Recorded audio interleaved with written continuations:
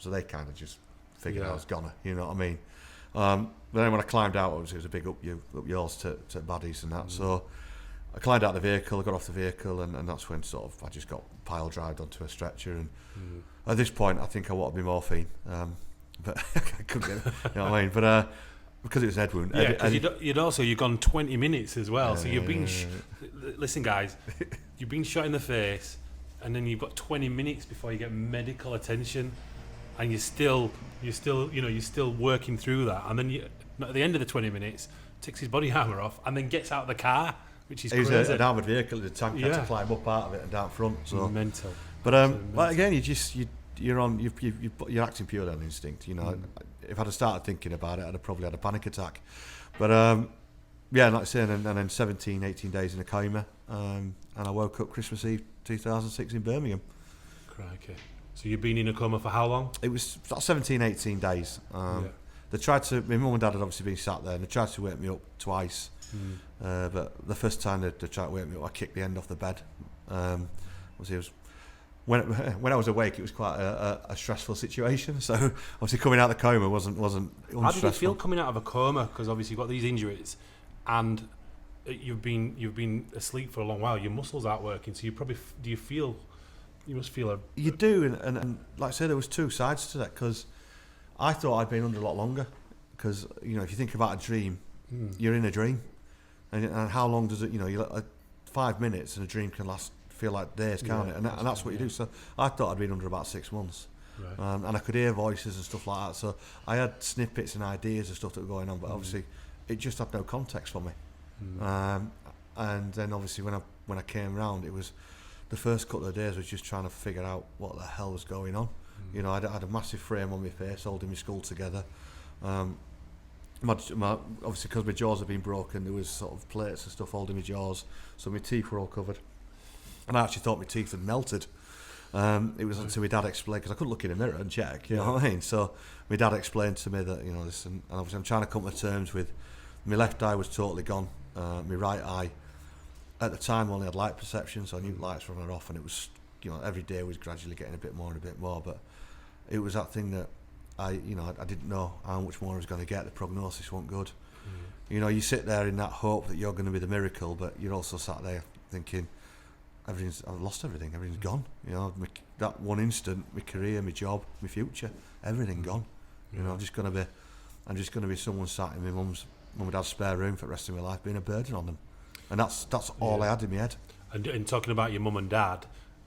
When did they receive? Because the way they receive the news in the military is slightly different. It's not like a phone call, is it? No, it's next to kin. So my dad were next to kin, so they couldn't tell anyone. So they actually turned up at my mum and dad's house, and my now sister-in-law was in, and obviously she knew it was important. And they were saying, "Oh, where's Mr. Brown?" She said, "Oh, which one?" Because my brother, and they're like, "Oh, Michael Brown." And she says, "Oh, he's at work. Well, we need to talk to him about his son." Now she's a nurse. So she's not naive, people don't come to talk about your son unless something's wrong, so she's panicking, and they're trying to get hold of, so she couldn't get hold of my dad, so they got hold of my brother, who he came home and said, "Right, we can't tell you, we've got to tell Michael Brown first." So our Ian got hold of Michael and my dad, and then they told him over the phone, but he said, "You need to come home." He says, "All I can tell you till I speak to you face to face is he's not dead." So my dad come home. Quite emotional, really, because what my family went through. But so especially your parents as well, exactly. Because no one expects to go before the parents do, before the kids. It's not natural order to bury child, is it? Nobody wants to bury their children. So I can imagine it must have been a horrific time, especially as well. It's not as though they knew as well. They knew something was wrong, but how bad was it? And they didn't know until they told them, because they have to come to your house, don't they? Yeah. So my dad had to come home.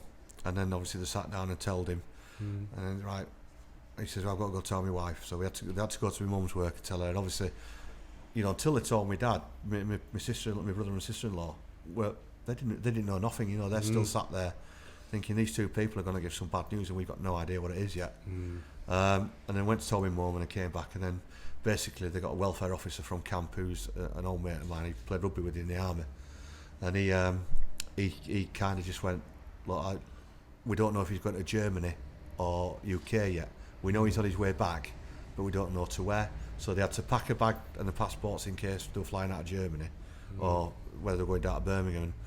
I think I was talking to sort of the crew, and they said what they did was, it was about Turkey. They went, he's stable, we're going to go for it, we're going to try and get him all the way home.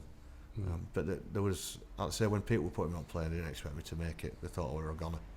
So it was interesting. But you're a fighter, and you made it back. Tight, and yeah. Well, like you say, there's that thing. There's courage, fortitude, fitness. There's all these things. And, as we were talking earlier, none of us really know what we're capable of until the question's asked. And fortunately, whether it be breeding, whether it be nature, I had it in me to get up and fight on. And like I say, it was when I woke up that's when my attitude changed. I wanted to give up. I wanted to top myself, because I thought I'm not going to spend the rest of my life as someone's burden. And did you feel like a burden? I did at the time, yeah, because I couldn't. I didn't know any disabled people. I didn't know blind people. I just thought I just laid there thinking, I'm pathetic now. I've gone from being this soldier to this, and it wasn't until a couple of days later, after I woke up, I heard that 2 of my mates had been killed in Iraq. And that was the turning point. That was the bit where you suddenly go, I'm not a victim here. I'm a survivor, and I'm sulking about being laid in this bed with new challenges, and they're not even coming home. So you kind of that was a kick up the backside that really was the catalyst for me moving on and doing bits and pieces that I do now.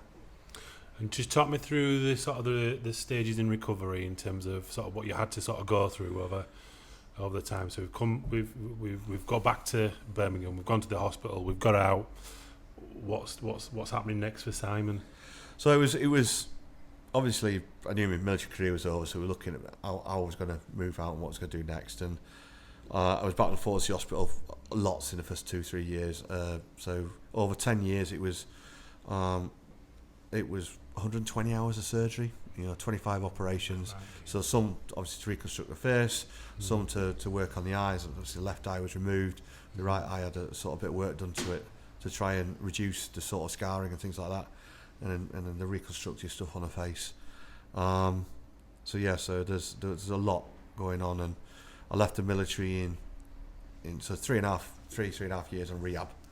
So backwards and forwards and retraining to look at what I was going to do next. I originally trained as a teacher, and then I found out I didn't like kids. A bit of a naff career, that one. But no, it just my mental health wasn't good enough to do the work I was doing. I kept getting angry with young people that had every excuse under the sun in their head, but they didn't actually have any excuses. And it's like, look at me, I'm getting on with my life, having gone through what I've gone through, and you're sat there whinging because your mum didn't set your alarm properly.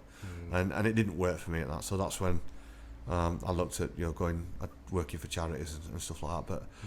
But but as I was trying to retrain and do that, I'm always backwards and forwards to the hospital, because it's not just the operation, it's the outpatients, it's the consultations, it's everything around. Take a lot out of you. It's huge, and I was going out of Birmingham, then I got transferred to Leeds, and then things weren't working out, so I got transferred to Salisbury.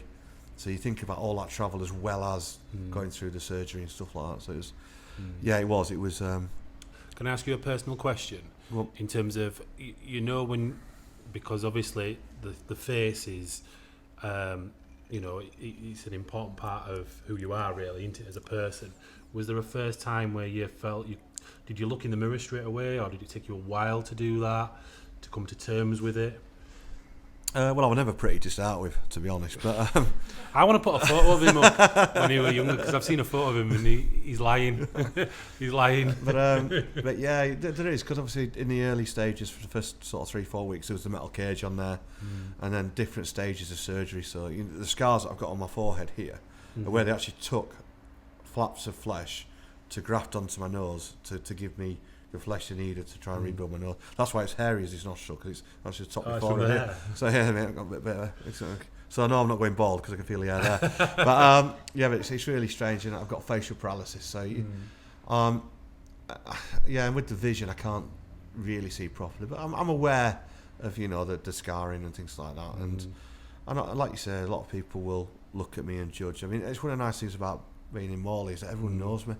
And everyone knows what I've been through, so I'm never judged here.